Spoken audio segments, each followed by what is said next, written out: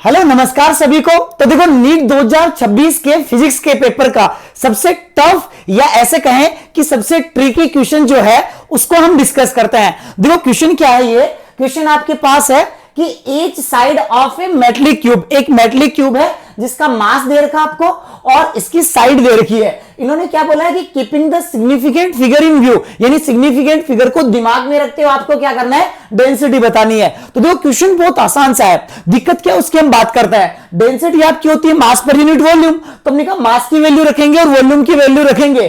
तो यहां से सोल्व करने के बाद पहली बात तो इसमें कैलकुलेशन अच्छी खासी है और कैलकुलेशन करने के बाद ये आपके पास आंसर आता है। अब देखो यहां पे अगर हम कहें कि ऊपर सिग्निफिकेंट 4 है और नीचे साइड में सिग्निफिकेंट 2 है, तो अगर ये 3 बार मल्टीप्लाई होगा तो वॉल्यूम में भी सिग्निफिकेंट 2 ही आएंगे। तो लोएस्ट सिग्निफिकेंट कितने रहेंगे, हमने कहा यहां पर ऊपर 4 नीचे 2, तो 2 लोएस्ट सिग्निफिकेंट रहे। तो मल्टीपल डिवीजन में रूल क्या होता है कि जो लोएस्ट सिग्निफिकेंट है वही अपने आंसर में होता है। तो अब इसको हमें क्या करना है, यहां से 2 सिग्निफिकेंट में कन्वर्ट करना है। तो 2 सिग्निफिकेंट में कन्वर्ट करना है तो 7.6, तो आपने को 5 की राउंडिंग ऑफ करनी पड़ेगी। क्या करनी पड़ेगी, 5 की राउंडिंग ऑफ।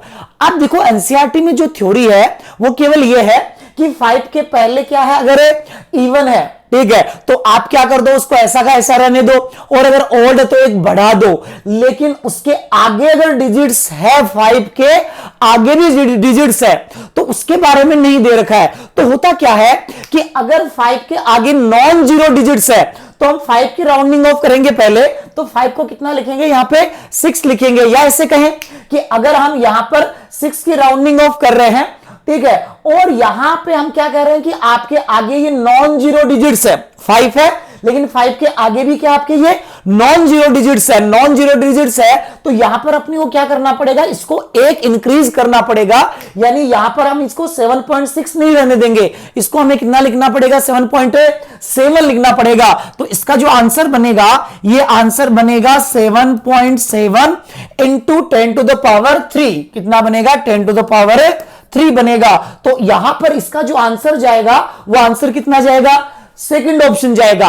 अब देखो इन्होंने क्या किया, 7.7 और 7.6 दोनों ऑप्शन दे दिए। अगर एक ही ऑप्शन होता दोनों में से ठीक है और ज्यादा दूर होता तो आसान क्वेश्चन बनता, लेकिन इस ऑप्शन की वजह से और इस पॉइंट की वजह से ये इस साल के पेपर का सबसे बढ़िया क्वेश्चन रहा है।